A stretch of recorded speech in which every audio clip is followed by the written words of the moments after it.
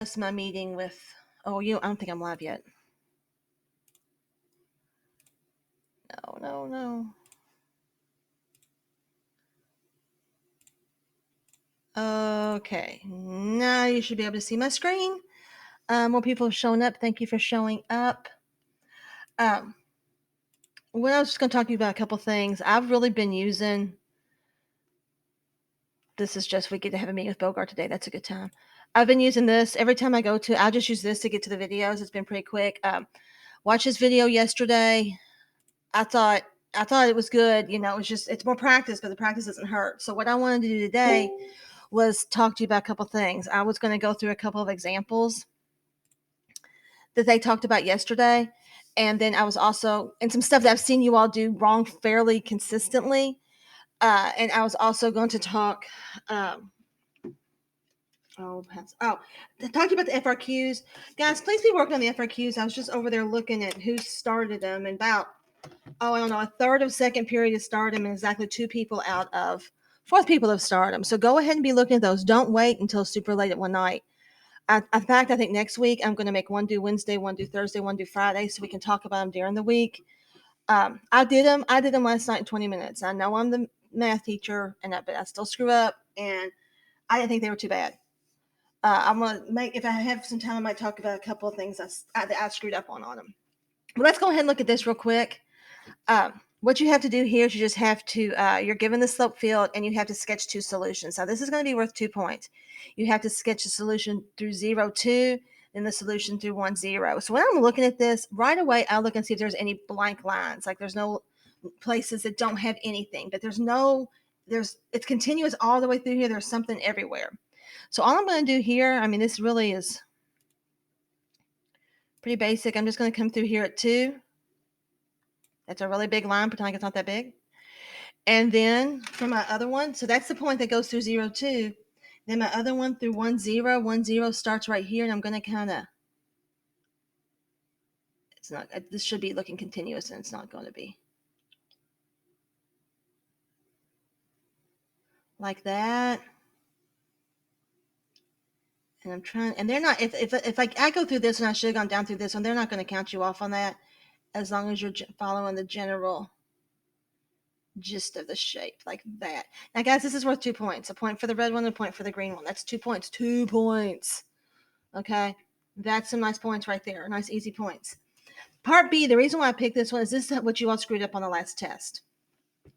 It says let f of x be the particular solution to the given differential equation. We have an initial condition. So we have a point.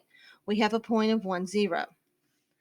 Write an equation for the line tangent. As soon as I see that, y minus y1 equals mx minus x1.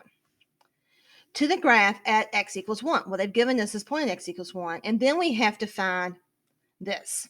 So what they've given me is we want to use it at x equals 1. So write an equation, use the equation to approximate. So what can I do here? What I have a point. I have y minus 0 equals m x minus 1. Now we want to find it at x equals 1. So we have to think, what is the slope right here? I don't see anywhere on here, and I don't know if I missed it. Let me jump back over here real quick and see if I missed it. Maybe they gave us an equation because I'm not seeing one on here, and I kind of need an equation for this. I don't know if you all know it or not, but down here underneath where the videos are, they give you all the information, like all the stuff they're writing on. So we watched this one yesterday. You're supposed to watch this one yesterday. So let me come over here and see if I just didn't get it.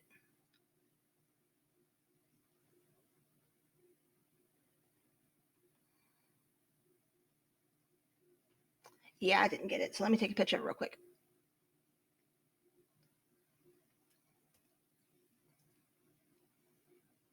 Because they're not going to ask you to guesstimate it off the graph.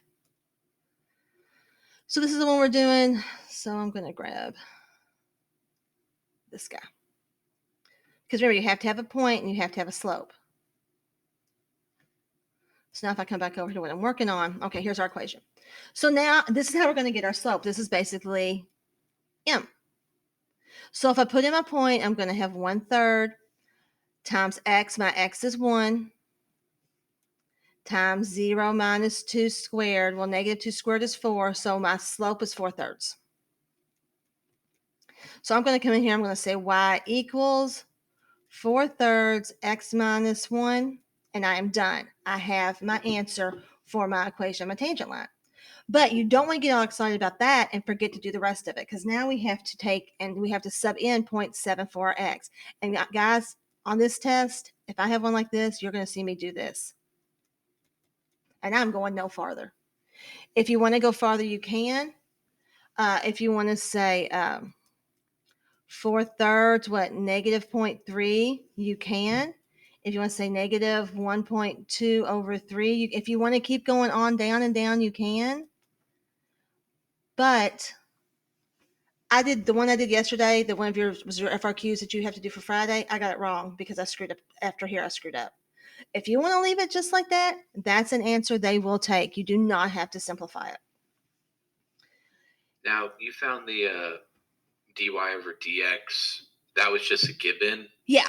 I should have had it. I should have brought it over when I copied the whole thing. Oh, okay. I just missed it. That's why I had to go back and get it. I thought that was something you had to find. No, they're not gonna give you a slope field and ask you to do part B without giving you a dy dx equation. Okay, because otherwise you'd have to guesstimate off the graph and everybody come up with something different. Okay. Other questions for this one? Gee whiz, would people leave me alone? I mean, you're probably going to see, you could very well see something like this on here. And this right here is what you guys screwed up on the last test some of y'all did. So I want to show you that. And I'm going to show you one more and then I'm done. On this one, we have to solve this one for y. We want to find out what the solution is. And they might give it to you. They're being nice to you on this one. I've seen them give it to you like this before.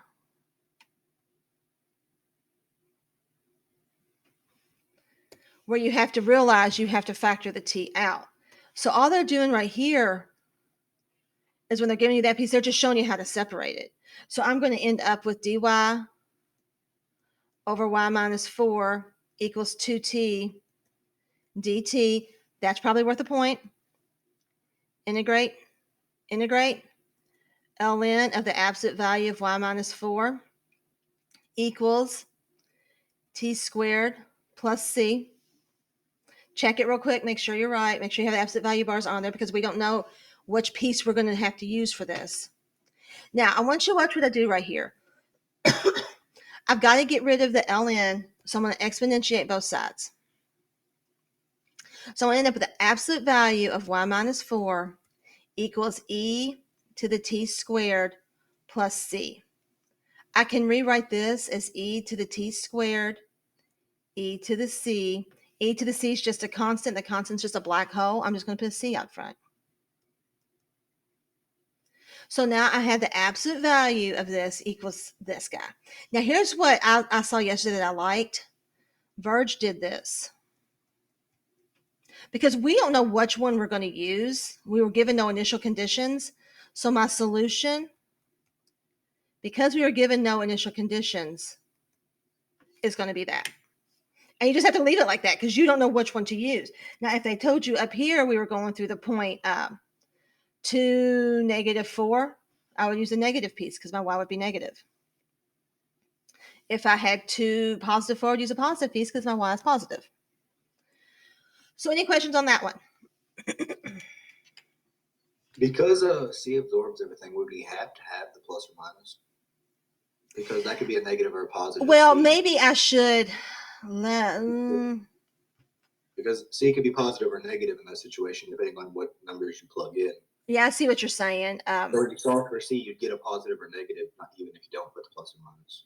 Yeah, I think there'd be an argument for that. They always end up putting it on there because what you're typically going to see on the test is you're going to have an initial condition. You're going to have to use which one to use, know which one to use.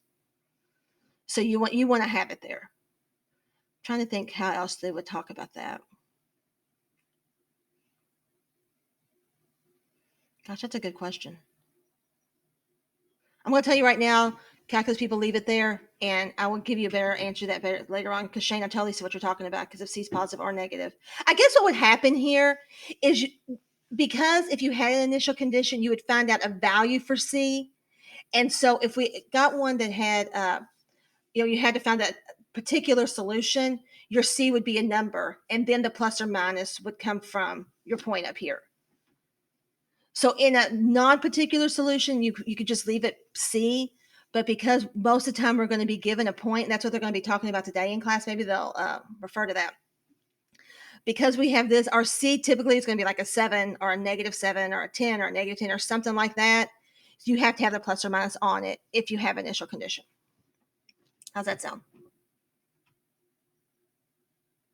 I mean, you're still plugging in though, so you can still solve for a negative number. Well, what I do, I've never put the plus or minus there, and I've always gotten the same answer as you. So, well, what I would do up here, see, I would solve for C way up here. So like say my C was a -3, and then I would come through here, and now my C right here would be e to the -3. And then I would have a plus or minus e to the -3, depending on what I get right there. okay. And I think that's what they're doing. And most of the time they use a positive y, but as soon as I said it on the test, I would use a negative y, and you have to use a negative one of it. Let's talk about it more tomorrow after they do, after we watch the video today of the particular solutions, not the general solutions. And that might answer our question. I do really see what you're saying though. Okay. Well, that's really about it. I don't want to take a lot of your time because, oh, real quick, I want to show you this. The points for that problem, you got a point for each one of those, and you got 2 points for this. You got a point for the equation of the tangent line. And if you'll notice the approximation, they leave it just like that. You can please leave it just like that. Don't screw something up. Okay. So I know you have to do this on one of your FRQs. So I just want to talk to you about this. So I am done unless any of you all have a question for me. You need to watch the video today. I watched it on about 1.75 and got it done quicker. I skipped the first 3 minutes of it. But watch that video. Make sure you get those FRQs done. Be working on those FRQs. And if nobody has any questions for me, I'm going to jump off here and let you all go on your merry way. Anybody? Have a good day. Bye, guys. Everybody tell me goodbye. Hit me. Bye. Bye. Bye. Happy Wednesday. Bye. Happy Wednesday. Bye. Yeah, Hey, Mr. Shea. Ellen's here. Hi, Ellen. Hi. How are you doing? Good. What's it like where you live now? Quiet. Are you having to do all the stuff we're doing here, like staying at home and all that kind of stuff? Yes. Yeah. I'm so glad to see you or hear you, I guess. I hope it's going okay. Are you having to do school stuff back there?